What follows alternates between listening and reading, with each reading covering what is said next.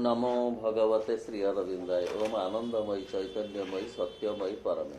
आमे दिव्यजननी श्री माँ विरचित चिरंतनी ग्रंथर अध्याय मान आलोचना करुले। आज जो अध्याय आलोचना करवा तार शीर्षक हेउछि निज प्रति अनुकंपा निम्नगामी करे। पढ़िबा जड़े जदि सर्वदा निज उपर को दृष्टि पकाउ थाए ता माने जदि निज उपर ही अनुकंपा करुथाए तेबे ताहा ताकू तळकू खसाई निए। बुझिबा कथा जे जदि जड़े आत्मकैंद्रिक होइथाए सबु बेले सबु कथा निजकू केंद्र करी भाबुथाए, कार्य करुथाए, अनुभव करुथाए, प्रतिक्रिया प्रकाश करुथाए, ताहले से निम्नगामी हबाकू बाध्य। तार अर्थ होची ए विशाल विराट संसार रे विश्व ब्रह्मांड भितर जड़े व्यक्तिर स्थिति एते नगण्य भौतिक स्थिति कथा कहूची जे तार कलना तुलना नहीं। जहाँ को माँ अन्यत्र कहउछंती जे मनीष कहले कौन बुझिबा को हुए, छुंची मुनरे मुने जड़ पुळे हम। यही तो मनीष निजको से किंतु एते विराट मन करे सते जेमती सारा विश्व ताकू नेकरी अछि, ताकू नहीं परिचालित होउछि एवं सीए जदि नहर रहिब ताले बोधे विश्व परिचालित हो पारिबो नाही। एमती गोटे भावनार अधिकारी से हुए हेले तार चेतना तळकू तळ खसी जाए। से संकीर्णतारु आहुरी संकीर्णता आड़कू जाई निजे निजकू क्षतिग्रस्त करे। मने पड़ुची स्वामी विवेकानंद गोटे वाक्य कही जे संकोचन ही मृत्यु, प्रसारण ही जीवन। जीवन कोठी अच्छी ना जोठी चेतना प्रकाश प्रसारित होकर अच्छी, जोठी समग्र विश्व को परिव्याप्त करने लगी चेतना आशा पोषण करिछि बा अन्य किए अच्छी, अन्यर किछि अधिकार अच्छी, अन्यर किछि आत्मसम्मान अच्छी, अन्यर सुविधा किछि दरकार, ए कथा जे न भावे से निम्नगामी हबाकू बाध्य चेतना स्तर रे। पढ़िबा एभली व्यक्ति निज प्रति दया देखाई सबुबेले मन को मन बा अन्य आगरे अभियोग बाड़ुथाए। केही मते बुझु नाहंती, केही मते भल पाउ नाहंती, लोके जेतिकी जेपरी मते खातिर करबा कथा सेतिकी करू नाहंती, इत्यादि इत्यादि। जणे एमिति निज संबंधे कही चली थाए। एपरी अवस्था बड़ भयंकर। यह तुमको जेपरी एक गर्त मध्यकू तळकू टाणु थाए। बहु लोकंकर एहीपरि अभियोग, एहीपरि मध्य मनोभाव जे मते केही चिन्हिले नाही, मते केही बुझिले नाही, मते केही जानिले नाही, मोर प्रतिभा को स्वीकार कले नाही, मोर अवदान को ग्रहण कले नाही, मते विशेष भाव रे जेतिकी खातिर करिया कथा केही कले नाही। पीड़ित हो गली, मु अपमानित हो गली, मु एभली भाव रे रही गली जे अपांगतेय होई रही गली। एमती एमती धारणा बहु लोकंग भितर अछि, एमिति एमिति भावधारा बहु लोकंग भितर अछि। सेही भावधारा रहिले जीवन असार्थक हो जाए, ताहा बंचिबार कला नुहे। ए सबु कथा बहुत पछकू पकाई दे जने आगो को गति करबा उचित। आसीची जने आगो को जीवाकू ए सबु कथा गुड़िक ए अहंकारर क्षुद्र बंधनी मध्यरु मुक्त होई से आगो को जीवाकू आसीची। रही गले सेठी सेठी घुरी बुलिबा सार हबो। जेमती नदी प्रवाहित हवाकू आसीची, जदि ताहा कौनसी कारणरु अटकी जाए बाटरे ताहले ताहा पंकिल होई जिबाकू बाध्य। सेहीपरि जीवन आसीची आगकू जीवाकू, भगवान को आड़कू जीवाकू, प्रसारित हबाकू, विस्तारित हबाकू। जदि ताहा से न हुए ताहले निज भितरे निजे आबद्ध हेई रही रही रही रही पची सड़ी जीवाकू बाध्य। ता फल रे तुमे विश्वस्ततार आनंद एवं निजकू देई दबार आनंद पाई पारिबो। आगकू गले प्रकृत रे आनंद मिलिबो, ରହିଗଲେ ଗୋଟିଏ ଜାଗାରେ କେବଳ ଘୁରି ବୁଲିଲେ ଆନନ୍ଦ ମିଳିବ ନାହିଁ, ବରଂ ଯନ୍ତ୍ରଣାରେ ଜର୍ଜରିତ ହେବାକୁ ବାଧ୍ୟ। ମନେ ପଡ଼ୁଛି ଶ୍ରୀରାମକୃଷ୍ଣଙ୍କର ଗୋଟିଏ କଥା। ସେ ଦିନେ ଜଣେ କାଠୁରିଆକୁ ପଚାରିଲେ, ବାବୁରେ ତୁ କେମିତି ଚଳୁ? ନା ଏଇ ଯେଉଁ ଜଙ୍ଗଲକୁ ଯାଏ, ସେଇଠି କିଛି ଏଇ ଝାଡ଼ ଜଙ୍ଗଲକୁ ଯାଇ କିଛି କଣ୍ଟା ଝଣ୍ଟା ଏମିତି କରି ସଂଗ୍ରହ କରିକିରି ଆଣେ, ତାକୁ ବିକ୍ରି କରିକିରି ମୁଁ ଚଳେ। କହିଲେ କ'ଣ ସବୁଦିନେ ଏତିକି ଯାଉଛୁ? ନା ଏତିକି ଯାଉଛି। ନାଇଁ ନାଇଁ, ତୁ ଆଉ ଟିକେ ଆଗକୁ ଯିବୁ। ଯେହେତୁ ଜଣେ ସାଧୁ ସନ୍ନ୍ୟାସୀ କହିଛନ୍ତି, ସେ ଆଉ ଟିକେ ଆଗକୁ ଗଲା। ଆଉ ଟିକେ ଆଗକୁ ଗଲାରୁ ଦେଖିଲା କିଛି ଗଛ ଅଛି। ଝାଡ଼ ଜଙ୍ଗଲଠୁ ଆଉ ଟିକେ ଆଗକୁ ଗଲାରୁ ଗଛ କିଛି ଅଛି। କାଠ କାଟିଲା, ତାକୁ ଆଣିକି ବିକ୍ରି କରି ଅଧିକ ଟିକେ ପଇସା ପାଇଲା। ଗୁରୁ କହିଲେ, ଗୁରୁ ତ ନୁହେଁ, ସେଇ ସାଧୁ ସନ୍ନ୍ୟାସୀ ବା ଶ୍ରୀରାମକୃଷ୍ଣ କହିଲେ ଆଉ ଟିକେ ଆଗକୁ ଯିବୁ। ଆଉ ଟିକେ ଗଲାରୁ ଆଗକୁ ଆଉ ମୂଲ୍ୟବାନ କାଠ କିଛି ଜଙ୍ଗଲ ଦେଖିଲା, ସେଠୁ ଆଣିକିରି କାଠ ବିକିଲା। ଆହୁରି ଆଗକୁ ଯିବାରୁ ସେ ଚନ୍ଦନ ବନର ସନ୍ଧାନ ପାଇଲା ଏବଂ ଚନ୍ଦନ କାଠ ବିକି ବେଶ ବେଶ ବେଶ ବେଶ ବଡ଼ଲୋକ ହେଲା। କହିବାର ଅର୍ଥ, ଆଗକୁ ଗଲାରୁ ସେ ସନ୍ଧାନ ସେ ପାଇଲା। ସେହିପରି ମଣିଷ ଆସିଛି ସେଇ ଗୋଟେ ନିର୍ଦ୍ଦିଷ୍ଟ ପରିବେଶର ପ୍ରଭାବରେ ପ୍ରଭାବିତ ହୋଇ ଜୀବନ କାଟିଦେବାକୁ ନୁହେଁ। କାହିଁକିନା ପରିବେଶକୁ ଅତିକ୍ରମ ନ କଲେ ମିଳିବ ନାହିଁ ଜୀବନର ସ୍ୱାଦ, ମିଳିବ ନାହିଁ ଜୀବନର ସାର୍ଥକତା। ଯିଏ ବିଶ୍ୱସ୍ତ ରହେ ଓ ନିଜକୁ ଦେଇ ଚାଲିଥାଏ, ସେ କୌଣସି କଥାକୁ ଖାତିର କରେ ନାହିଁ। ନା ଆଦୌ ନୁହେଁ, ଆଦୌ ଖାତିର କରେ ନାହିଁ, କୌଣସି ପ୍ରକାର ବି ଖାତିର କରେ ନାହିଁ।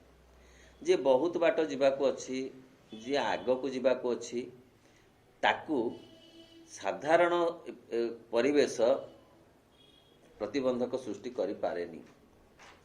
ଯିଏ ବହୁ ବାଟ ଯିବାକୁ ଅଛି, ତାକୁ ଏ ବାଟର ଯେଉଁ ସାଧାରଣ ଖାଲଖମା ତାକୁ କେବେ ହେଲେ ଅଟକେଇ ପାରେ ନାହିଁ। ଯେ କମ୍ ବାଟ ଯିବାକୁ ଅଛି, ସିଏ ଖାଲଖମା ଗୁଡ଼ାକ ବେଶୀ ଗଣେ, ବେଶୀ ନିଜକୁ କ୍ଳାନ୍ତ ମନେ କରେ। ଯିଏ ଦୂରକୁ ଯିବାକୁ ଅଛି, ସେ ଖାଲଖମା ଡେଇଁକିରି ଗଲେ ମଧ୍ୟ କ୍ଳାନ୍ତି ଅନୁଭବ କରେ ନାହିଁ, କାରଣ ତାର ଲକ୍ଷ୍ୟ ବହୁତ ଦୂରରେ ରହିଛି। ତାକୁ କିଏ ଠିକ୍ ଭାବରେ ଗ୍ରହଣ କରୁ କି ନ କରୁ, କିମ୍ବା ତାକୁ ଉପଯୁକ୍ତ ପ୍ରତିଦାନ ମିଳୁ ବା ନ ମିଳୁ, ତାର କେଉଁ କଥାକୁ ଖାତିର ନଥାଏ। କେତେ ଚମତ୍କାର କଥା, ଜୀବନଧର୍ମୀ କଥା, ଜୀବନ ବଞ୍ଚିବାର କଳାର କଥା, ଏବଂ ପ୍ରକୃତରେ ତାହା ହିଁ ଜାଣିବାର କଥା। ଜାଣିଲେ ପାଳନ କରିବାର କଥା, ପାଳନ କଲେ ଚେତନାରେ ଅଗ୍ରଗତି କରିବାର କଥା। ମାର୍ଗଦର୍ଶନ, ଚିରନ୍ତନୀ ଗ୍ରନ୍ଥ ଏକ ମାର୍ଗଦର୍ଶକ ଗ୍ରନ୍ଥ। ମନସ୍ତତ୍ଵ ଭିତ୍ତିକ ମାର୍ଗଦର୍ଶନର କଥା। ଏଠି ନୈତିକତାର ମାର୍ଗଦର୍ଶନ ନୁହେଁ, ଏଠି ମନସ୍ତତ୍ଵର ମାର୍ଗଦର୍ଶନ। ମଣିଷ ହେଉଛି ଗୋଟେ ମନସ୍ତତ୍ଵର ଜୀବ। ତା ପାଇଁ ଦରକାର ଯେଉଁଭଳି ଦିଗ୍ଦର୍ଶନ, ସେଇଭଳି ଦିଗ୍ଦର୍ଶନ এই ଗ୍ରନ୍ଥରେ ଅଛି। କହିଲେ କିଏ ତାକୁ ଗ୍ରହଣ କରୁ କି ନ କରୁ, କିଏ ତାକୁ ବୁଝୁ କି ନ ବୁଝୁ, ତାକୁ ବୁଝିବା ପାଇଁ ଯିଏ ଅଛି, ସିଏ ଯଦି ତାକୁ ବୁଝିଲା ତାହେଲେ ତାହା ହିଁ ଯଥେଷ୍ଟ। ଯିଏ ଅର୍ଥ ଅଛି, ଯିଏ ତାର ସ୍ରଷ୍ଟା, ଯିଏ ଭଗବାନ, ଯିଏ ପରମ ଦିବ୍ୟ ସତ୍ତା, ସିଏ ଯଦି ବୁଝିଲେ ତାହେଲେ ତାହା ସେଇ ବୁଝିବାଟା ଯଥେଷ୍ଟ। ଅନ୍ୟ ମଣିଷ କିଏ ବୁଝୁ କି ନ ବୁଝୁ, କାହିଁକି ନା ମଣିଷ ବୁଝେ, ଅନ୍ୟ ମଣିଷ ବୁଝେ ତାର ମାନଦଣ୍ଡରେ। ତାର ଯେଉଁ କ୍ଷୁଦ୍ର ସଂକୁଚିତ ମାନଦଣ୍ଡ ଅଛି, ସେ ସେଇଥିରେ ଅନ୍ୟକୁ ମାପେ। ତେଣୁ ତାର ମାପକାଠିଟା ଠିକ ନୁହେଁ, ସେଥିରେ ବିଚଳିତ ହେବାର କିଛି ନାହିଁ। ବରଂ ଯିଏ ବୁଝିବା କଥା ସେଇ ଭଗବତ ଚେତନା, ସେ ଯଦି ବୁଝିଲେ ତାହା ହିଁ ଯଥେଷ୍ଟ। ତେଣୁ କିଏ ବୁଝୁ ନ ବୁଝୁ ବ୍ୟସ୍ତ ହେବାର ନାହିଁ। ତୁମେ ଯେଉଁ କଥାଟି କରୁଛ, ସେଥିପାଇଁ କୌଣସି ପ୍ରତ୍ୟାଶା କର ନାହିଁ। ଏ ପ୍ରତ୍ୟାଶା ରହିଲେ ବୁଝିବା ନ ବୁଝିବା କଥାଟା ଉଠେ। ମୁଁ ଦେଲି ଏତିକି, ସିଏ ମୋତେ ବିନିମୟରେ ଏହା ଏତିକି ଦେଲା, ତାହେଲେ ଗୋଟେ ତୁଳନା ହେଲା। ଆଉ ସେଇଥିରୁ ଆସିଲା ଯେ ସିଏ ମୋତେ ଚିହ୍ନି ପାରିଲା ନାହିଁ। ମୁଁ ଏତେ କଥା ଦେଲି, ସେ ତାର ବିନିମୟରେ ଏତେ ଅଳ୍ପ କଥା ଦେଲା, ତେଣୁ ସିଏ ମୋତେ ବୁଝିପାରିଲା ନାହିଁ, ଏମିତି ଗୋଟେ ଭାବନା ଆସିବ। ଏପରିକି ଜଣେ ଯଦି ଆଉ ଜଣକୁ କିଛି ଭଲ କଥା କହିଲା କି ତାର ଶୁଭେଚ୍ଛା ଦେଲା, ଅନ୍ୟ ଜଣେ କୃତଜ୍ଞତା ବି ନ ଜଣେଇଲା, ତାହେଲେ ସେ ଭାବେ ଯେ ଏ ଲୋକଟି ଏତେ କୃତଜ୍ଞ ଯେ ମୋ ଶୁଭେଚ୍ଛାର ମୂଲ୍ୟ ବୁଝିଲା ନାହିଁ, ମୋତେ ଟିକେ କଥାରେ ବି କୃତଜ୍ଞତା ଜଣେଇଲା ନାହିଁ। ପ୍ରକୃତରେ ତାର କୃତଜ୍ଞତା ଜଣେଇବା ନ ଜଣେଇବା ଉପରେ ନିର୍ଭର କରେ ନାହିଁ ନିଜର ଶୁଭେଚ୍ଛା। ଶୁଭେଚ୍ଛା ଦେଲେ ଭଗବାନଙ୍କୁ ତାହା ହିଁ ସନ୍ତୁଷ୍ଟ କରିବ। ଏ ମଣିଷର ସନ୍ତୋଷ ହେଲା କି ନ ହେଲା ଏତେ ବୁଝିବାର ଭାବିବାର ନୁହେଁ। ଏହା ଯେକୌଣସି କୃଚ୍ଛ୍ର ସାଧନା ଦ୍ୱାରା କିମ୍ବା ଉତ୍ସର୍ଗର ବୋଧ ଦ୍ୱାରା ହେବ ତାହା ନୁହେଁ। ଏଇ କଥାଟା ଯେ ବହୁତ ଗୁଡ଼େ ପ୍ରାଚୀନ ସାଧନା କଲେ, ହଠ ଯୋଗ, ରାଜଯୋଗ, ଲୟ ଯୋଗ, ଏଇଗୁଡ଼ାକ କଲେ ଯେ ମନ ବଡ଼ ହବ, ଚେତନା ପ୍ରଶସ୍ତ ହବ ମାନେ ନାହିଁ। ଏଥିପାଇଁ ଦରକାର ନିଜର ଆତ୍ମବିଚାର, ଆତ୍ମବିଶ୍ଳେଷଣ। ଏହା ହେବ ବ୍ୟକ୍ତି ବାସ କରୁଥିବା ଚେତନାର ଏକ ସ୍ୱତଃସ୍ଫୂର୍ତ୍ତ ଆନନ୍ଦ ଦ୍ୱାରା। ଭିତରେ ଗୋଟେ ଦିବ୍ୟ ଆନନ୍ଦ ଲୁକାୟିତ ହେଇକି ଅଛି, ମାତ୍ର ସମସ୍ତେ ତାର ପ୍ରକଟ କରିପାରନ୍ତିନି। କିଛି ଲୋକ ଅଛନ୍ତି ଅଳ୍ପକରେ ସନ୍ତୁଷ୍ଟ, କିଛି ଲୋକ ଅଛନ୍ତି ଦେଇକିରି ସନ୍ତୁଷ୍ଟ, ଅନ୍ୟ ପାଇଁ କିଛି ଉପକାର କରି ସନ୍ତୁଷ୍ଟ। ଆତ୍ମସନ୍ତୋଷ, ବିନିମୟରେ ସେମାନେ କିଛି ପାଇବାକୁ ଚାହାନ୍ତି ନାହିଁ। ସେଇଭଳି ଲୋକମାନେ ସେଇ ଦିବ୍ୟ ଆନନ୍ଦ କିଛି ଉପଲବ୍ଧି କରିବାକୁ ସମର୍ଥ। ଯିଏ ମୂଲଚାଲ କରେ, ଦେଣ ନେଣ ଭାବ ରଖେ, ବିନିମୟରେ କିଛି ପାଇବାକୁ ଚାହେଁ, ସେ ନିଶ୍ଚିତ ଭାବରେ ଯନ୍ତ୍ରଣାରେ ଜର୍ଜରିତ ହେବାକୁ ବାଧ୍ୟ। ତାହା ହିଁ ଯଥେଷ୍ଟ। ଯାହାଠାରୁ ବି ହେଉ ତୁମେ ଯାହା ଗ୍ରହଣ କରିପାରିଥାନ୍ତ ତାହା ଅପେକ୍ଷା ବହୁ ଗୁଣରେ ଭଲ। କଣ ଦେଇଥାନ୍ତା ଜଣେ? ବସ୍ତୁ ବିନିମୟରେ କିଛି ବସ୍ତୁ, ଭାବ ବିନିମୟରେ କିଛି ପ୍ରତିଭାବ, ଶୁଭେଚ୍ଛା ବିନିମୟରେ କିଛି କୃତଜ୍ଞତା, ଏୟା ତ ଦେଇଥାନ୍ତା, ଆନନ୍ଦ ତ ଦେଇନଥାନ୍ତା, ଭଗବତ ଆନନ୍ଦ ତ ମିଳିନଥାନ୍ତା। ଯେଉଁଥିରେ ଭଗବତ ଆନନ୍ଦ ନାହିଁ ତା ପାଇଁ ଏତେ ବ୍ୟସ୍ତ କାହିଁକି? ମା ତେଣୁ କହୁଛନ୍ତି ଅନ୍ୟ ଜାଗାରେ, ଭଲ ହବା ପାଇଁ ଭଲ ହୁଅ, ଭଲ ପାଇବା ପାଇଁ ଭଲ ପାଅ। ପୁଣି ଅନ୍ୟ ଜାଗାରେ ମା କହୁଛନ୍ତି, ତୁମକୁ ଏକୁଟିଆ ଲାଗୁଛି କାରଣ ତୁମେ ଅନ୍ୟଠାରୁ ଭଲ ପାଇବା ଚାହୁଁଛ। ଥରେ ଭଲ ପାଇବା ଚାହିଁବାର ପ୍ରତିବଦଳରେ କେବଳ ଭଲ ପାଇବାକୁ ଶିଖ, ଦେଖିବ ଯେଉଁ ନିର୍ମଳ ଆନନ୍ଦ ମିଳୁଛି ତାହାର ତୁଳନା ନାହିଁ। ଏହା କେତେ ବଡ଼ କଥା! ସହଜ ଲାଗୁଛି ସିନା ଶୁଣିବାକୁ, କିନ୍ତୁ ପ୍ରୟୋଗ କରିବା ଏତେ ସହଜ ନୁହେଁ, ମାତ୍ର ଅସମ୍ଭବ ନୁହେଁ। ଏମିତି କେତେ କେତେ ବଡ଼ ମଣିଷ, ଉଚ୍ଚ ମନର ଲୋକ ଥିଲେ ଯେଉଁମାନେ କି ଏ ତତ୍ଵର ପ୍ରୟୋଗ କରିଥିଲେ, ବିନା ସର୍ତ୍ତରେ ମଣିଷକୁ ଭଲ ପାଉଥିଲେ। କେଉଁଠି ବଢି ହେଲା, କେଉଁଠି ଝଡ଼ ବତାସ ହେଲା, ଧାଇଁ ଯାଉଥିଲେ ସାହାଯ୍ୟ କରିବାକୁ। ଫଟୋ ଉଠିବାର ନଥିଲା, ପ୍ରାଇଜ ପାଇବାର ନଥିଲା, କି ତାଙ୍କୁ କିଛି ବଡ଼ ଯଶ ପ୍ରଶଂସା ମିଳିବାର ନଥିଲା। ତାହେଲେ କଣ ମିଳୁଥିଲା ତାଙ୍କୁ? ଆତ୍ମସନ୍ତୋଷ।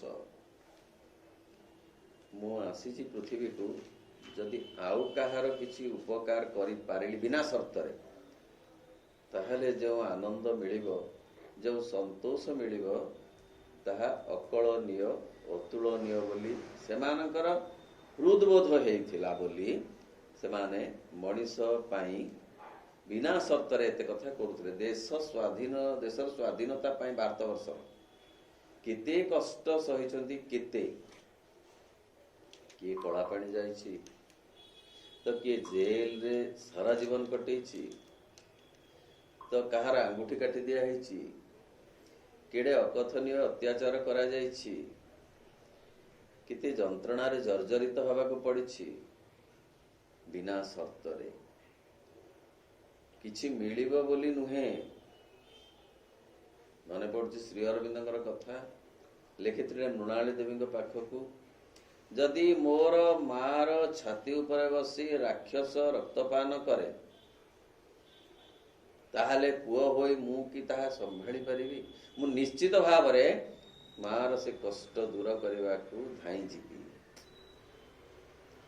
ଭାରତ ମାତାଙ୍କର କଷ୍ଟ ନ ସହିପାରି କେତେ ଦେଶପ୍ରେମୀ ବ୍ୟକ୍ତି ନିଜକୁ ଉତ୍ସର୍ଗ କରିଦେଇଛନ୍ତି, ଜଳାଞ୍ଜଳି ଦେଇଛନ୍ତି। ଜୀବନ କଣ ପାଇଛନ୍ତି? ସେମାନେ ପାଇଛନ୍ତି କେବଳ ଆତ୍ମସନ୍ତୋଷ ଏବଂ ଜୀବନର ମହନୀୟତା। ପଢିବା ତାପର ଅଧ୍ୟାୟ। ତାପର ଅଧ୍ୟାୟର ଶୀର୍ଷକ ହେଉଛି ଅଭିମାନରୁ ମୁକ୍ତ ହେବା। ପ୍ରଶ୍ନ, ଆମେ କିପରି ଅଭିମାନରୁ ମୁକ୍ତ ହୋଇପାରିବୁ? ଉତ୍ତର, କି ଚମତ୍କାର କଥା। ସର୍ବପ୍ରଥମେ ଦେଖ ଏହା କିପରି ସମ୍ପୂର୍ଣ୍ଣ କ୍ଷତିକାରକ। ଏହା ଭାରି ହୀନ ବସ୍ତୁ, କ୍ଷତିକାରକ, ଏବଂ ତାପରେ ଆଗକୁ ପାଦଟିଏ ପକାଇ ନିଜକୁ ସେହି ଅବସ୍ଥା ଆସିବା ପର୍ଯ୍ୟନ୍ତ ଧରି ରଖ ଯେ ପର୍ଯ୍ୟନ୍ତ ନିଜ କଥା ଭାବି ନିଜ ପ୍ରତି ବିଦ୍ରୂପର ଭାବ ନ ଆସିଛି। ତାପରେ ଦେଖିବ କେତେ ପରିମାଣରେ ତୁମେ ହାସ୍ୟାସ୍ପଦ। ପ୍ରାୟତଃ ସମସ୍ତେ ଏହି ଅଭିମାନର ଭିତ୍ତିରେ ରହିଥାନ୍ତି କି ଅଭିମାନର ଚେତନାରେ ରହିଥାନ୍ତି। ତାଙ୍କୁ କେତେ ସମ୍ମାନ ଦିଆଗଲା, ଅନ୍ୟ ସହିତ ତୁଳନା କରି ସେମାନଙ୍କୁ କେତେ ସମ୍ମାନ ମିଳିଲା, ତାଙ୍କର ସ୍ଥିତିକୁ ସ୍ୱୀକାର କରାଗଲା କି ନାହିଁ, ତାଙ୍କର ଅବଦାନକୁ ଗ୍ରହଣ କରାଗଲା କି ନାହିଁ, ଏମିତି ଅଙ୍କ କଷୁ କଷୁ ସବୁବେଳେ ସେମାନେ ଅଭିମାନରେ ଫାଟି ପଡୁଥାନ୍ତି। ମୁଁ ବଡ଼, ମୁଁ ଜ୍ଞାନୀ, ମୁଁ ଧନୀ, ମୁଁ ମାନି, ମୁଁ ସର୍ବଜାନ୍ତା, ଏମିତି ଭାବରେ ସେମାନେ ଏତେ ବେଶୀ ବୁଡ଼ି ରହିଥାନ୍ତି ଯେ ତାହା ଏକ ହୀନ ବସ୍ତୁ ବୋଲିକିରି ମା କହୁଛନ୍ତି। ତାହା ମଣିଷକୁ ତଳକୁ ତଳକୁ ନେଇଯାଏ। ଅର୍ଥ ଯେଉଁ ଚିନ୍ତାଧାରା କରାଏ ସେସବୁ ସଂକୀର୍ଣ୍ଣ ହୀନ ଚିନ୍ତାଧାରା, ଯେଉଁ କାର୍ଯ୍ୟ କରାଏ ସିଏ ମଧ୍ୟ ସେଇଭଳି ଆସୁରିକ କାର୍ଯ୍ୟ, ରାକ୍ଷସିକ କାର୍ଯ୍ୟ କରାଏ। ସେଇ ଅବସ୍ଥା ପର୍ଯ୍ୟନ୍ତ ମା କହୁଛନ୍ତି ତାକୁ ରଖାଯାଇପାରେ ଯେତେବେଳେ କି ନିଜ ପ୍ରତି ଗୋଟେ ବିଦ୍ରୂପ ଭାବ ନ ଆସିଛି। ଅର୍ଥ ଗୋଟେ ସମୟ ଆସିବ ଯେତେବେଳେ ଅନୁଭବ ହବ ଯେ ମୁଁ କେଡ଼େ ହୀନ, ମୁଁ କେଡ଼େ ନୀଚ, କେଡ଼େ ବଡ଼ ବଡ଼ ମନର ଲୋକ ଅଛନ୍ତି, କେତେ ସ୍ନେହୀ ଲୋକ ଅଛନ୍ତି, ମୁଁ ତ କାହାକୁ ସ୍ନେହ କରିପାରୁନି, ମୁଁ ତ କାହାକୁ ଆଦର କରିପାରୁନି, ମୁଁ ତ କାହାକୁ କିଛି ଦେଇପାରୁନି, ମୁଁ ତ କାହାକୁ କିଛି ଭଲ କଥା କହିପାରୁନି, ମୁଁ ତ କାହା ଭଲରେ ଖୁସି ହେଇପାରୁନି। ସତେ ତ ଏମିତି ଗୋଟେ ଧାରଣା ଆସିବା ପର୍ଯ୍ୟନ୍ତ ହୁଏତ ଏଇ ଯୋଉ ଅଭିମାନକୁ ରଖାଯାଇପାରେ। କିନ୍ତୁ ଯେତେବେଳେ ଏ ଭାବଟା ଆସିଲା ବା ଆତ୍ମବିଶ୍ଳେଷଣ ଦ୍ୱାରା ବୁଝି ହେଲା ଯେ ଅଭିମାନଟା ଏକ କଦର୍ଯ୍ୟ ବସ୍ତୁ, ସେତେବେଳେ ତାକୁ ପରିହାର କରିବା ଦରକାର। ତେବେ ଏଇ ବାଟରେ ତୁମେ ଏଥିରୁ ମୁକ୍ତ ହୋଇପାରିବ। ନିଜକୁ ନିଜେ ବିଚାର ନ କଲା ପର୍ଯ୍ୟନ୍ତ, ବିଶ୍ଳେଷଣ ନ କଲା ପର୍ଯ୍ୟନ୍ତ ବୁଝି ହବ ନାହିଁ ଏବଂ ଯୋଉ ଯୋଉ ଅପୂର୍ଣ୍ଣତା ନିଜ ଭିତରେ ଅଛି ତାକୁ ଛାଡ଼ିବାକୁ ପ୍ରୟାସ ଆସିବ ନାହିଁ। ପ୍ରୟାସ ଆସିଲେ ଯେ ଛାଡ଼ି ହେଇଯିବ ତାହା ନୁହେଁ। ଦିବ୍ୟ ଚେତନାର କୃପା ସେ ଛଡ଼େଇ ଦବ। ମାତ୍ର ପ୍ରୟାସ ଆସିଲେ ସିନା, ପ୍ରୟାସ ଆସିବା ପାଇଁ ଆତ୍ମବିଶ୍ଳେଷଣ ଆବଶ୍ୟକ। ତେବେ ଏଇ ବାଟରେ ତୁମେ ଏଥିରୁ ମୁକ୍ତ ହୋଇପାରିବ। ଯେ ପର୍ଯ୍ୟନ୍ତ ତୁମେ ଅଭିମାନକୁ ଗୁରୁତ୍ୱ ଦେଉଥିବ, ଯେ ପର୍ଯ୍ୟନ୍ତ ଏହାର ଗତିବୃତ୍ତିର ଯଥାର୍ଥ ପ୍ରତିପାଦନ କରୁଥିବ, ସେ ପର୍ଯ୍ୟନ୍ତ ମନ ମଧ୍ୟରେ କେଉଁଠି ଏକ ଧାରଣା ଥିବ, ଯାହା ବି ହେଉ ଏହା ଏକେବାରେ ସ୍ୱାଭାବିକ କଥା, ମୋ ପ୍ରତି ଦୁର୍ବ୍ୟବହାର କରାଯାଇଛି ଏବଂ ମୋତେ ହିଁ ସେହି ଦୁର୍ବ୍ୟବହାରକୁ ଭୋଗିବାକୁ ପଡ଼ୁଛି। ତେବେ କଥା ସରିଗଲା, ଏହା କେବେ ବି ଯିବ ନାହିଁ। ବୁଝି ହେଉଛି? ତଥାପି ଏତେ ଏହା ବ୍ୟବହାରିକ କଥା ଯେ ଏମିତି ମାନସିକତାରେ ବହୁତ ସମୟ ଆମମାନଙ୍କୁ, ବହୁତ ଲୋକଙ୍କୁ ରହିବାକୁ ହୁଏ। ମୋତେ ସେ ଦୁର୍ବ୍ୟବହାର କରିଛନ୍ତି, ମୁଁ ନିଶ୍ଚିତ ଭାବରେ ସେକୁ ସୁଝେଇବି। ମୋତେ ସେ ଏତେ ଏତେ କଷ୍ଟ ଦେଇଛନ୍ତି, ମୁଁ ତାଙ୍କୁ ଆହୁରି କଷ୍ଟ ଦେବି। ସେ ଆଘାତ ଦେଇଛନ୍ତି, ମୁଁ ତାଙ୍କ ପ୍ରତି ଆଘାତ ଦେବି। କିନ୍ତୁ କ୍ଷମା କରିବା ବା ତା ଦ୍ୱାରା ବିଚଳିତ ନ ହେବା, ଇଏ ହେଉଛି ଅସଲ କଥା। ସେ ଏଡ଼େ ସହଜ ନୁହେଁ, କିନ୍ତୁ ଅସମ୍ଭବ ନୁହେଁ ଯଦି ଜଣେ ଏ କଥାକୁ ବୁଝି କାର୍ଯ୍ୟରେ ପରିଣତ କରିପାରିବ। ଯିଏ ଅପମାନ ଦେଇଛି, ସେଇ ଅପମାନ ଜନିତ ଭାବତରଙ୍ଗ ତା ପାଖକୁ ଫେରିବ।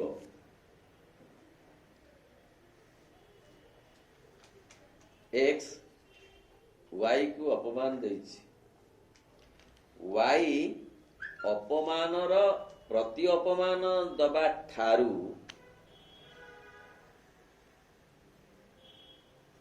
ଏକ୍ସ ପାଖରେ ତା ନିଜେ ଦେଇଥିବା ଯୋଉ ଅପମାନର ଭାବତରଙ୍ଗଟା ବୁମେରାଙ୍ଗ କରି ଫେରିବ। ଯୋଉଥିପାଇଁ କି କବି କହୁଛନ୍ତି କ'ଣ ନା, ପର ଅପରାଧେ ପର ସିନା ଦୋଷୀ, ଭୁଞ୍ଜିବ ସେ ତାର ଫଳ, ତାର ଅପରାଧେ ତୋ ଅନ୍ତର କିମ୍ପା ହେବ କ୍ରୋଧେ ଜର ଜର। ଅର୍ଥାତ୍ ଯିଏ କରିଛି ତାର କର୍ମଫଳ ସିଏ ତ ପାଇବ, ଭୋଗିବ। ତୁମେ କାହିଁ ସେଥିରେ ବିଚଳିତ ହୋଇ ତାକୁ ଆହୁରି ବେଶୀ କଷ୍ଟ ଦେବାକୁ ଯାଇ ନିଜେ କଷ୍ଟରେ ପଡ଼ିବ? ପୁଣି ନିଜେ କାହିଁ କର୍ମ ତିଆରି କରିବ କର୍ମଫଳ? ତା କର୍ମ ତାକୁ ଫଳ ଦଉ, ତୁମେ ତାକୁ ଫଳ ଦେବାର ପ୍ରୟାସ କରିବାର ଆବଶ୍ୟକତା ନାହିଁ।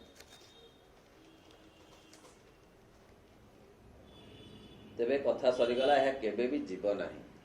ମନ ଭିତରେ ଅଭିମାନ ଯିବ ନାହିଁ ଯେତେ ପର୍ଯ୍ୟନ୍ତ ତୁମେ ପ୍ରତି ଅଭିମାନର ଶିକାର ହେଉଥିବ।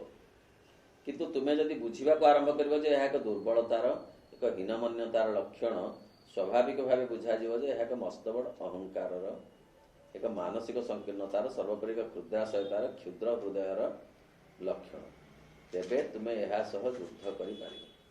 ଯଦି ନିଜେ ଭାବିବ ଯେ ଏଟା ଭୁଲ କଥା, ତାହେଲେ ତମେ ନିଶ୍ଚିତ ଭାବରେ ତାକୁ ଅତିକ୍ରମ କରିପାରିବ। କହନ୍ତି ନା ଲୋକେ, ସିଏ କୁକୁର କାମୁଡ଼ି ଦେଲା ବୋଲି କ'ଣ ତାକୁ କାମୁଡ଼ି ଦେବ? ଏମିତି ଗୋଟେ କଥା ଅଛି। ଅର୍ଥ ତୁମେ ତାଠୁ ଆଉ ଟିକେ ଉଚ୍ଚତାରେ ରହ, ଚେତନାରେ, ତାରି ସ୍ତରକୁ ଯାଅ ନାହିଁ। ମା ଅନ୍ୟତ୍ର କହୁଛନ୍ତି, ତୁମେ ଯଦି ତା ସ୍ତରକୁ ଗଲ ଭାରି, ତାହେଲେ ସିଏ ଯେମିତି ଦୁର୍ବଳ, ତମେ ବି ସେମିତି ଦୁର୍ବଳ। ଯିଏ ଅପମାନ ଦିଏ ସେ ଦୁର୍ବଳ ବୋଲି ଅପମାନ ଦିଏ। ଯିଏ ହିଂସ୍ର ହୁଏ ସେ ଦୁର୍ବଳ ବୋଲି ହିଂସ୍ର ହୁଏ। ସବଳ ଲୋକ ହିଂସ୍ର ହୁଏ ନାହିଁ।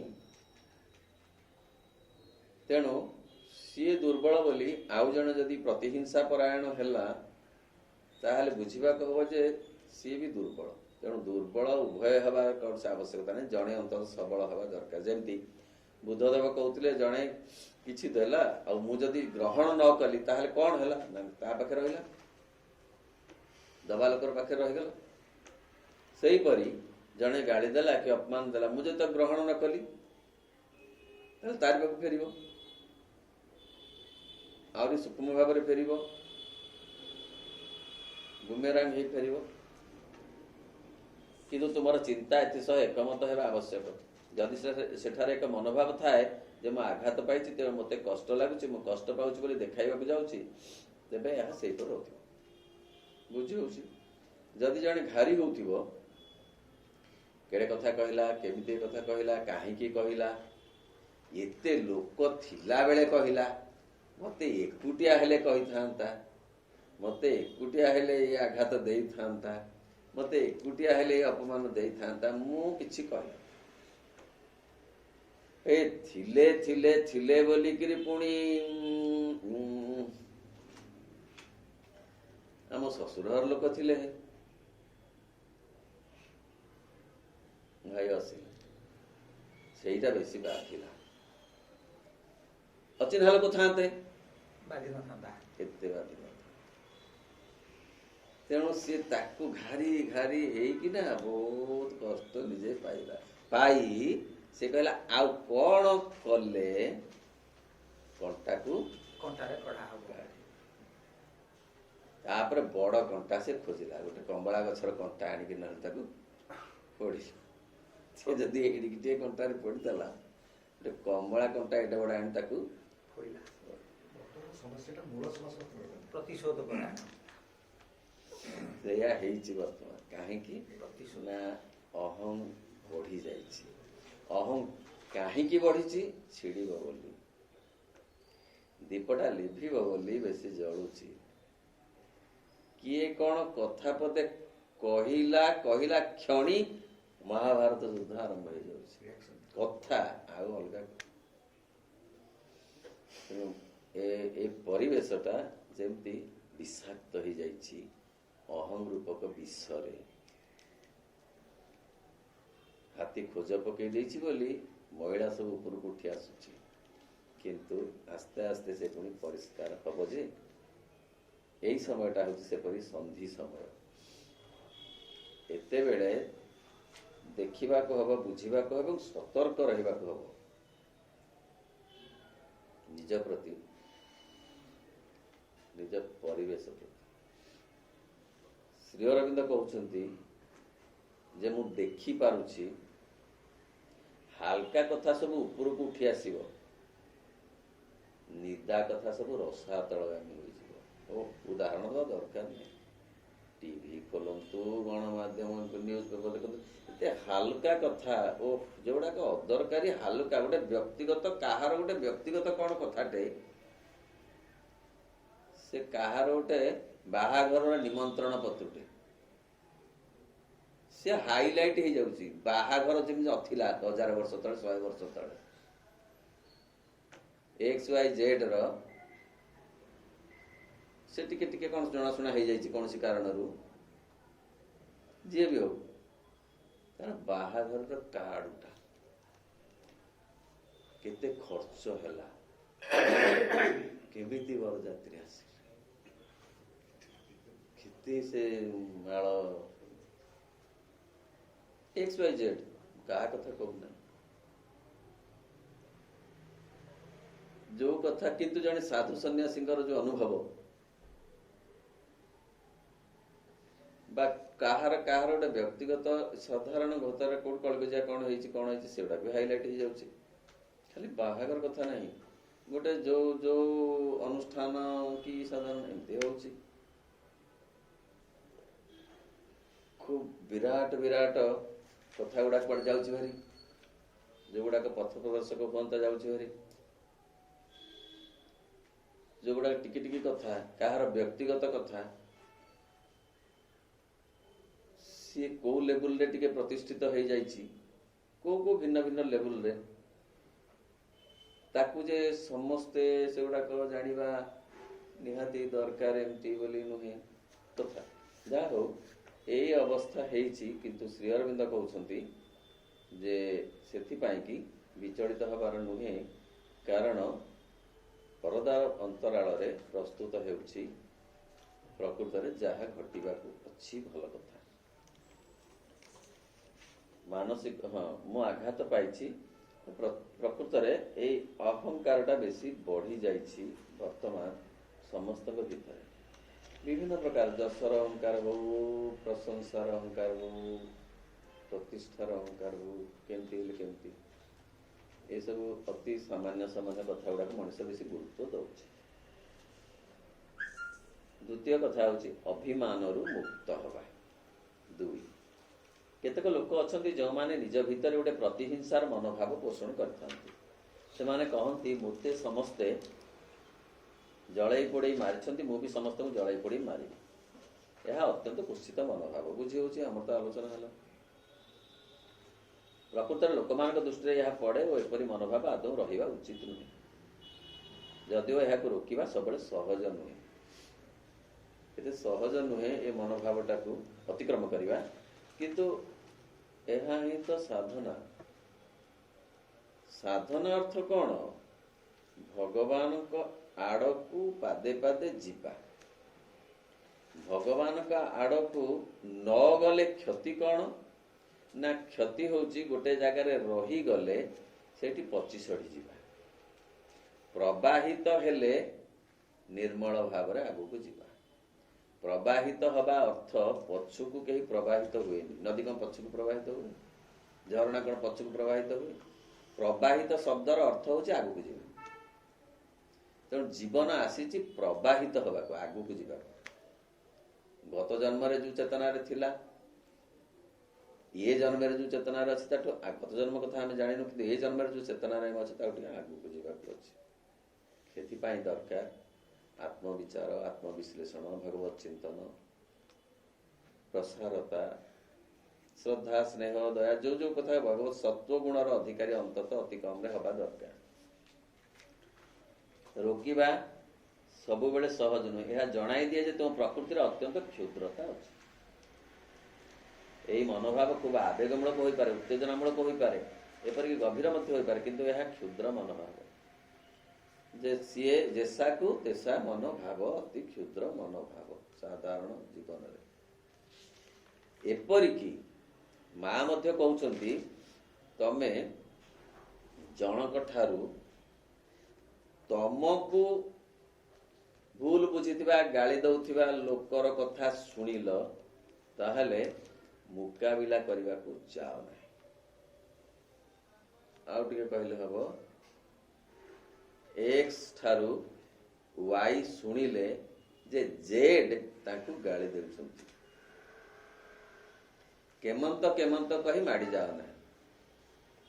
ଚାଲ ତାକୁ ପଚାରିବା କାହିଁକି ଏମିତି କହିଲା। ମା କହୁଛି ଜନ୍ମରୁ ମୁକାବିଲା କରିବାକୁ ଯିବା ଦରକାର।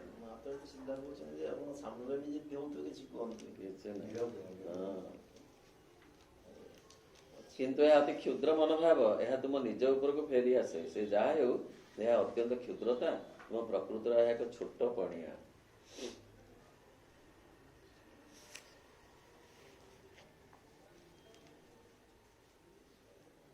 ଏପରି ମନୋଭାବ ଆସିଲେ ତୁମେ ତୁମର ବିଚାର ଶକ୍ତି ପ୍ରୟୋଗ କରିବ ଏବଂ ଏ ଦିଗରେ ପ୍ରକୃତ ସତ କଥାଟି କହି ନିଜକୁ ବୁଝାଇବ। କଥାଟି ହେଲା, ଆମର ସତ୍ତାରେ ଯେଉଁ ଅହଙ୍କାର ଲୁଚି ରହିଛି ତାହା ହିଁ ସବୁବେଳେ କଷ୍ଟ ପାଉଥାଏ। ଏଠି ଗୋଟେ ଭଲ କଥାଟିଏ ମା କହିଲେ, କିଏ କଷ୍ଟ ପାଏ? ଆମ ଅହଂକୁ ଆଘାତ ଲାଗେ। ଯିଏ ଯେତେ ଅହଙ୍କାରୀ ସିଏ ସେତେ ଯନ୍ତ୍ରଣାରେ ଜର୍ଜରିତ। ହାଲକାରେ ସେ କଥାକୁ ନେଇପାରେ ନାହିଁ, କାରଣ ଅହଙ୍କାର ସବୁବେଳେ ପ୍ରଭାବିତ ହେଉଥାଏ। କଥାଟି ହେଲା, ଆମ ସତ୍ତାରେ ଯେଉଁ ଅହଙ୍କାର ଲୁଚି ରହିଛି ତାହା ହିଁ ସବୁବେଳେ କଷ୍ଟ ପାଉଥାଏ। ଅହଙ୍କାର ନଥିଲେ ଦୁଃଖ ମିଳନ୍ତା ନାହିଁ। ଦୁଃଖର ମୂଳ କାରଣ ଅହଂ। ବୁଦ୍ଧଦେବ କହିଥିଲେ, କେତେ ଖୋଜିଲେ ରଜା ପୁଅ, କଣ ନାହିଁ ରାଜଉଆସ, ରାଜ ଦରବାର, ରାଜକୀୟତା, ବିଳାସ ବ୍ୟସନ, ସବୁ ସତ୍ତ୍ୱେ ସେ ଯୋଉ ଭାବାନ୍ତର ସୃଷ୍ଟି ହେଲା ମନରେ, ଯେ ଜୀବନରେ ଏତେ ଯନ୍ତ୍ରଣା କାହିଁକି ନ ଜାଣିଲେ ତାର ନିରାକରଣ କରିହେବନି। ଜ୍ୱରଟା ହଉଛି କାହିଁକି ନା, ତାତି ତ ହଉଛି, ଆଉ ତାତି ହଉଛି କଣ ସେଥିପାଇଁ ଔଷଧ ଦିଆହବ? ଖଇ ଫୁଟୁଛି, ଆଉ ଖଇ କଣ ଫୁଟନ୍ତାନି? କାହିଁକି ଜ୍ୱର ହଉଛି? ଆଗ ମୂଳ। ଯନ୍ତ୍ରଣା ତ ଅଛି, ତାକୁ କଣ ଆଶ୍ୱାସନା ଦେଇଦେଲେ ଯନ୍ତ୍ରଣା କମିଯିବ? କାହିଁକି ଖୋଜିବାକୁ ଚାଲିଗଲେ ଏମିତି ରାଜକୀୟ ପରିବେଶରୁ, ଆଉ ଜୀବନ ସାରା ଖୋଜି ଖୋଜି ଅସ୍ଥି କଙ୍କାଳଶାଳ ହୋଇଗଲେ। କାରଣ ସେତେବେଳର ଅବସ୍ଥା ଏବେ ଯଦି ଦେଖାଯିବ, ନେପାଳରୁ ଯୋଉ ବିହାର ଆସିଲେ ସେଇ ପାଖ ଲାଗିଛି। ଏବେ ମଧ୍ୟ ଯୋଉ ଅବସ୍ଥା, ସେଥିରେ ମଧ୍ୟ ଜଣେ ଚାଲିକିରି ଆସିବା ସମ୍ଭବ ନୁହେଁ, ଗାଡି ଘୋଡାରେ ଆସିଲେ ମଧ୍ୟ ବହୁତ କଷ୍ଟ। ସେତେବେଳେ ସେ କିଭଳି ଭାବରେ ଆସି ସାଧନା କଲେ, ଆଉ ପାଇଲେ କଣ? ଯାହା ପାଇଲେ ତାହା ଭୁଲ ନୁହେଁ, କିନ୍ତୁ ତାହା ଆଉ ଟିକେ ପୁଣି ରେକ୍ଟିଫାଇ ହେବା ଦରକାର ଥିଲା। ପାଇଲେ ଯେ କାମନା ହଉଛି ଦୁଃଖର କାରଣ, କାମନାର ବିନାଶରେ ଦୁଃଖର ବିନାଶ ହବ, କାରଣଟା ଖୋଜି ପାଇଲେ। ତା ସହିତ ନିରାକରଣ ମଧ୍ୟ ଦେଲେ ଯେ କାମନାକୁ ଛାଡ଼ି ଦିଅ, ତାହେଲେ ଯନ୍ତ୍ରଣା କମିଯିବ। ଆମକୁ ଲାଗୁଛି ଏଟା କଣ ଏଡେ ସହଜ କଥା, ଏଡେ ସହଜ କଥା ସେତେବେଳେ ନଥିଲା, ବିରାଟ କଥା ଥିଲା ସେତେବେଳେ ପାଇଁ। ତାହା ପୁଣି ଶ୍ରୀ ଅରବିନ୍ଦଙ୍କ ପର୍ଯ୍ୟନ୍ତ ଚାଲି ଆସିଲା। ଶ୍ରୀ ଅରବିନ୍ଦ କହିଲେ ନାଇଁ, ଅହଂ ହଉଛି ଦୁଃଖର କାରଣ। ଅହଂ ର ଏକ ସୈନିକ ହଉଛି କାମନା। ବୁଦ୍ଧଦେବ ଯୋଉ କଥାଟାକୁ ମୂଳ କରି ଧରିଥିଲେ, ଶ୍ରୀ ଅରବିନ୍ଦ ତାକୁ ଅସ୍ୱୀକାର କରୁନାହାନ୍ତି, ତାକୁ ଆଉ ଟିକେ ଅତିକ୍ରମ କରୁଛନ୍ତି। ବୁଦ୍ଧଦେବ କହିଲେ କାମନାର ବିନାଶରେ ଦୁଃଖର ବିନାଶ। ଶ୍ରୀ ଅରବିନ୍ଦ କହିଲେ କାମନାର ଚାନାଲାଇଜେସନରେ ଦୁଃଖ ବିନାଶ। ସେ କାମନାଟାକୁ ଆଉ ଗୋଟେ ବାଗରେ ବୁଲେଇ ଦିଅ, ତାହେଲେ ଦୁଃଖ ରହିବନି। କାମନାକୁ ବିନାଶ କରିହବ ନାହିଁ। କଖାରୁ ଡଙ୍କକୁ ଓପାଡ଼ିକିରି ଫିଙ୍ଗିଦବ ହବ ନାହିଁ, ସେ ଡଙ୍କଟାକୁ ଟିକେ ଇଆଡ଼ିକି ବୁଲେଇ ଦିଅ। ବୁଲେଇ ଦେଲେ ଆଉ ପଡୋଶୀ ଘର ସାଙ୍ଗେ କଳି ଲାଗିବନି।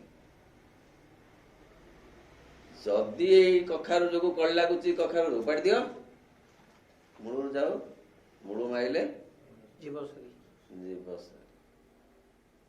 ସିଏ କଥା ଶ୍ରୀ ଅରବିନ୍ଦ କହିଲେ ନାଇଁ ନାଇଁ, ସେମିତି ନାହିଁ, ତାକୁ ଟିକେ ବୁଲେଇ ଦେଲେ ଚଳିବ। ହଁ, ଆଉ ଟିକେ ଉପରୁ ପଡନ୍ତୁ। ତୁମେ ଯଦି ଆଧ୍ୟାତ୍ମିକ ଜୀବନ ଚାହ, ତୁମେ ଆଧ୍ୟାତ୍ମିକ ଜୀବନ ଚାହ, ତେବେ ତାର ଅହଙ୍କାରରୁ ମୁକ୍ତ ହେବା ଉଚିତ। ହଁ, ଆଧ୍ୟାତ୍ମିକ ଜୀବନ ମାନେ ଆତ୍ମିକ ଜୀବନ। ଆତ୍ମା ସହିତ ଯଦି ଯୋଗସୂତ୍ର ରଖିବାକୁ ଚାହ, ତାହେଲେ ତମକୁ ଇଏ ଅହଂରୁ ମୁକ୍ତ ହେବାକୁ ପଡିବ। ଅହଂ ଥିବ, ଆତ୍ମଜ୍ଞାନ ମିଶିବ, ହବନି। ମଣିଷ ଆସିଛି ତିନିଟା ଜ୍ଞାନ ପାଇବାକୁ। ଏକ ଆତ୍ମଜ୍ଞାନ, ଦୁଇ ବିଶ୍ୱଜ୍ଞାନ, ତିନି ବ୍ରହ୍ମଜ୍ଞାନ। ପୂର୍ଣ୍ଣଯୋଗ ଅନୁସାରେ ପ୍ରଥମ ପାଇବ ଆତ୍ମଜ୍ଞାନ, ଅର୍ଥ ନିଜକୁ ନିଜେ ପାଇବ। ନିଜକୁ ନିଜେ ମାନେ ନିଜର ଚୈତ୍ୟ ସତ୍ତା ବା ଆତ୍ମାକୁ ନିଜେ ଆବିଷ୍କାର କରିବ। ସେ ଆତ୍ମଜ୍ଞାନର ମାଧ୍ୟମରେ ସେ ବିଶ୍ୱ ଆତ୍ମାକୁ ଆବିଷ୍କାର କରିବ।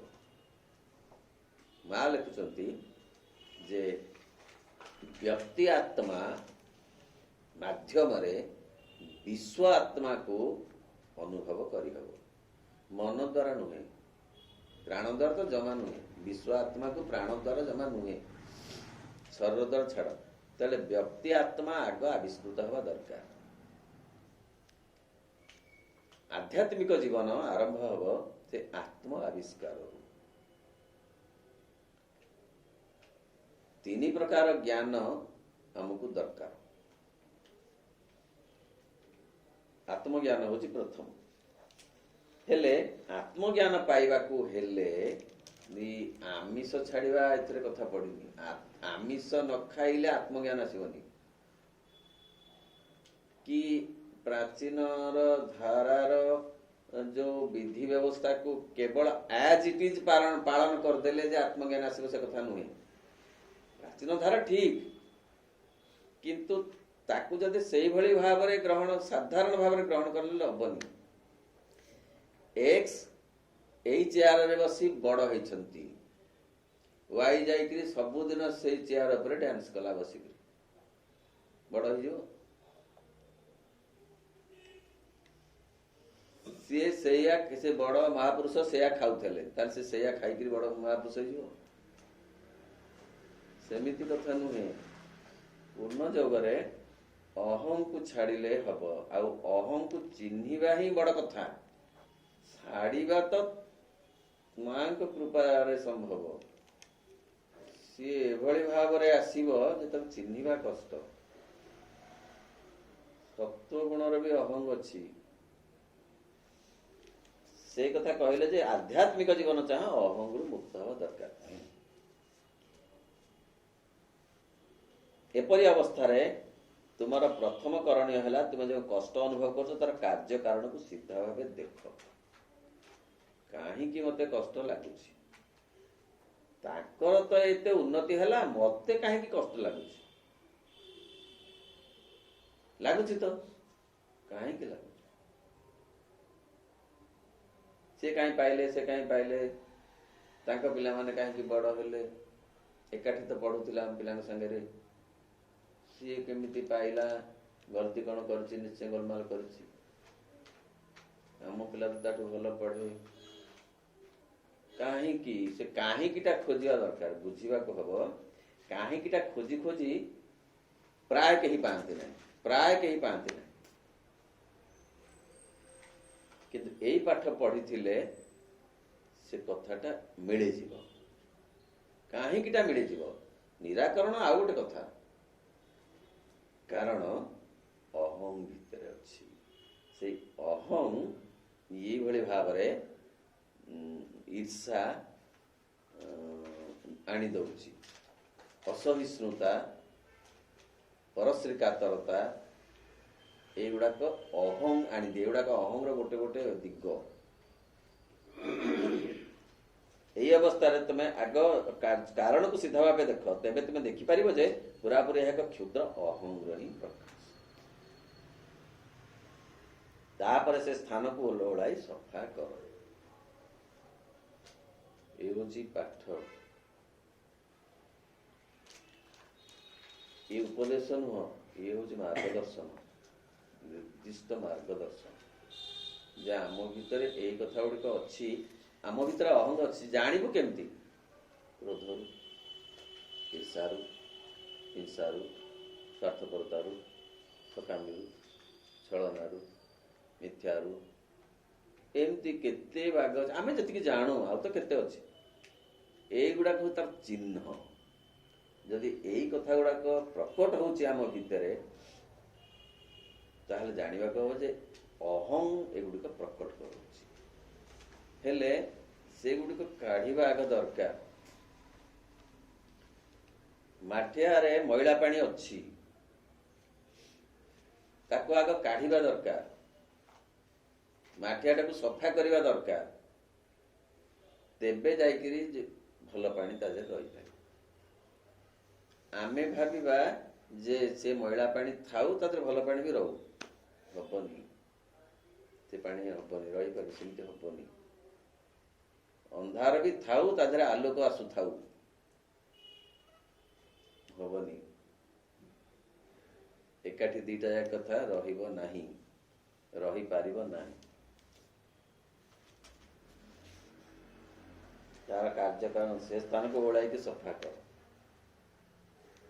ପରିଷ୍କାର ଜାଗାଟିଏ କରି ରଖ। ନିଜକୁ କହ, ନା ନା, ମୁଁ ଏ ମଇଳା ଚାହେଁ ନାହିଁ, ମୋ ଭିତର ପ୍ରକୋଷ୍ଠଟିକୁ ସଫା କରିବାକୁ ଯାଉଛି।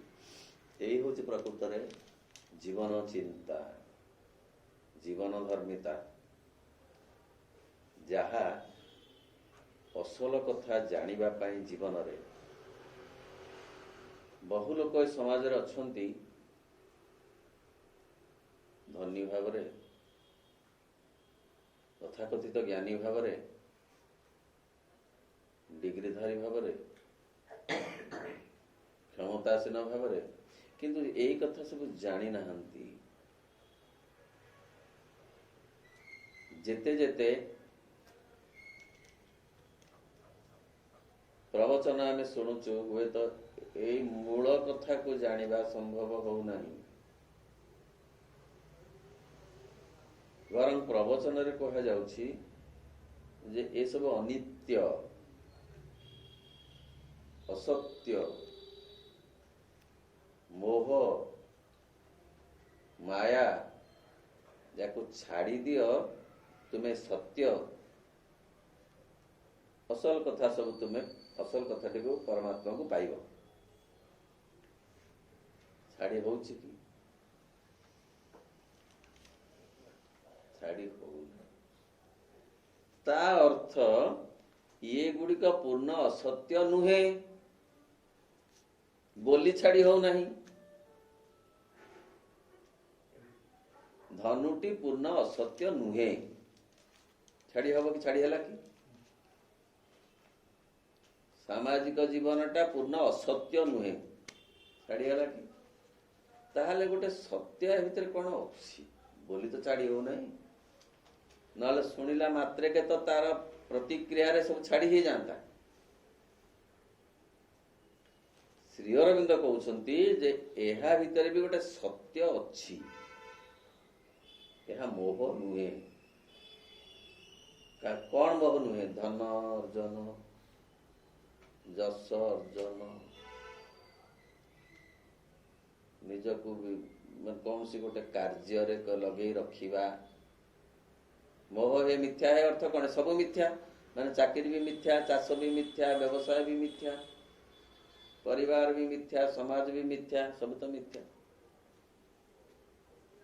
ତାହେଲେ ୟା ଭିତରେ ଗୋଟେ ସତ୍ୟ ଅଛି କଣ? ଯାହା ଫଳରେ କି ଚାକିରିଟାକୁ ଛାଡ଼ି ହଉନାହିଁ, ଚାଷ ଛାଡ଼ି ହଉନାହିଁ। ତାହେଲେ କେଉଁ ସତ୍ୟଟି ଅଛି? ନା ସେଇ ସତ୍ୟଟି ହଉଛି ଗୋଟେ, ଯାହା କହୁଛନ୍ତି ରିଲେଟିଭ ଟ୍ରୁଥ ଗୋଟେ ଅଛି। ବ୍ରହ୍ମ ସତ୍ୟ, ଜଗତ ସତ୍ୟ। ଏଇ ସତ୍ୟ ବାଟ ଦେଇ ଏଇ ଯୋଉ ସତ୍ୟଟା ଏ ଭିତରେ ଅଛି, ଚାଷ ଭିତରେ, ଚାକିରି ଭିତରେ, ବେପାର ଭିତରେ, ଚିତ୍ର ଭିତରେ, ସଙ୍ଗୀତ ଭିତରେ, ନୃତ୍ୟ ଭିତରେ, କୃଷି, ସବୁ ଯେତେ କଥା ଅଛି, ରାଜନୀତି ଭିତରେ ଅଛି ଯୋଉ ସତ୍ୟ, ତାକୁ ସେ କହୁଛନ୍ତି ଆଂଶିକ ସତ୍ୟ। ପ୍ରାଚୀନ ଯୁଗ କହିଲେ ମିଥ୍ୟା, ଶ୍ରୀ ଅରବିନ୍ଦ କହିଲେ ଆଂଶିକ ସତ୍ୟ। ତଫାତ ହଉଛି ଏଇଟା। ଆଂଶିକ ସତ୍ୟକୁ ପୂର୍ଣ୍ଣ ସତ୍ୟରେ ପରିଣତ କରିବାକୁ ମା ଶ୍ରୀ ଅରବିନ୍ଦ ଆସିଛନ୍ତି। ଏତିକି ହେଲା କଥା। ତେଣୁ ଏଠି ଦୀକ୍ଷା ନାହିଁ, ତେଣୁ ଏଠି କୌଣସି ପ୍ରକାର ଭୋଗରାଗ ବ୍ୟବସ୍ଥା ନାହିଁ। କଥାଟା ହଉଛି ଇଏ ଯେ ସାରା ପୃଥିବୀରେ, ଇଏ କୌଣସି ଦେଶ ଜାତିର ଭାଷାର କଥା ନୁହେଁ, କେବଳ ସାରା ପୃଥିବୀରେ ଯେତେ ଯେତେ କ୍ରିୟା, ପ୍ରତିକ୍ରିୟା, କର୍ମ, ପର୍ବ ପର୍ବାଣୀ, ଭଲ ମନ୍ଦ, ଜୀବନ ଯାତ୍ରା, ଯେତେ ଯୋଉ ଯୋଉ କଥାକୁ ନେଇକିରି ସଂଗଠିତ, ଦେହ ହଉ, ପ୍ରାଣ ହଉ, ମନ ହଉ, ଦେହ ଦୁଃଖ ହଉ, ଅଶାନ୍ତି ହଉ, ଅଭାବ ହଉ, ଅସନ୍ତୋଷ ହଉ, କ୍ରୋଧ ହଉ, ଯାହା ସେ କ୍ରୋଧ ସବୁ ଯେତେ ଯେତେ ଯେତେ ଯେତେ ଜୀବନ ସହିତ ଯେତେ ସମ୍ପର୍କିତ କଥା, ଏହା ମୋହ ନୁହେଁ। ତାହେଲେ କଣ ନା ସତ୍ୟ? ନା କିପରି ସତ୍ୟ? ନା ଆଂଶିକ ସତ୍ୟ। ସେ ଆଂଶିକ ସତ୍ୟ ଚାହେଁ ପୂର୍ଣ୍ଣ ସତ୍ୟରେ ପରିଣତ ହେବା ପାଇଁ ସମୟ ଆସିଲାଣି ବୋଲି। Will you help? ଏହାକୁ ବୁଝିଲେ ଜୀବନ ରହସ୍ୟ ବୁଝି ହବ।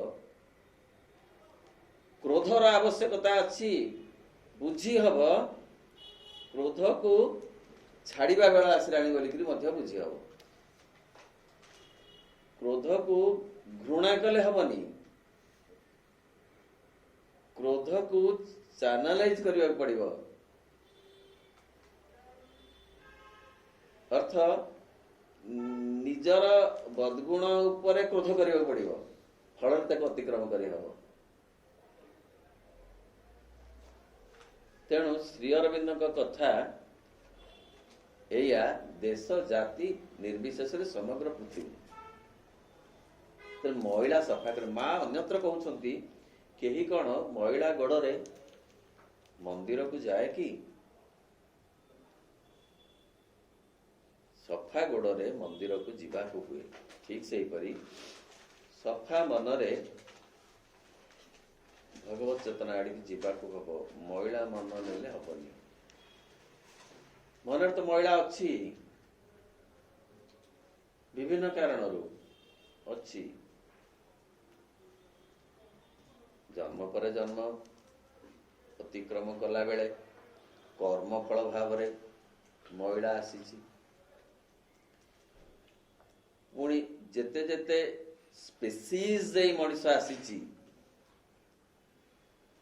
ଗଛପତ୍ର ହଉ କି ପଶୁପକ୍ଷୀ ହଉ, ଯେତେ ସ୍ପେସିସ୍ ବାଟ ଦେଇକି ଆସିଛି, ସେ ସ୍ପେସିସ୍ ମାନଙ୍କର ଗୁଣ ଆଉ ଧର୍ମକୁ ମଧ୍ୟ ରଖିଛି। ସିଏ ଜନିତ ହଉ, ମନରେ ମଇଳା ଅଛି। ମନରେ ମଇଳା ଅଛି ବୋଲି ଶ୍ରୀଅରବିନ୍ଦ କହୁଛନ୍ତି ନିଜକୁ ଧିକ୍କାର କରନି, ବରଂ ସ୍ୱୀକାର କର। ସ୍ୱୀକାର କର। କିଏ ଏମିତି କହିବ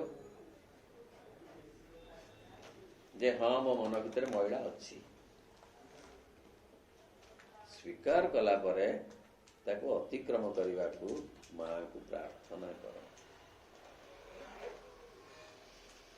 ପ୍ରାର୍ଥନା କଲେ ଶକ୍ତି ଆସିବ, ଆଉ ତାକୁ ଅତିକ୍ରମ କରିବା ସମ୍ଭବ ହବ, ସହଜ ହବ। ଓମ୍ ନମୋ ଭଗବତେ ଶ୍ରୀ ଅରବିନ୍ଦ। ଓମ୍ ଆନନ୍ଦମୟୀ ଚୈତନ୍ୟମୟୀ ସତ୍ୟମୟୀ ପରମେ।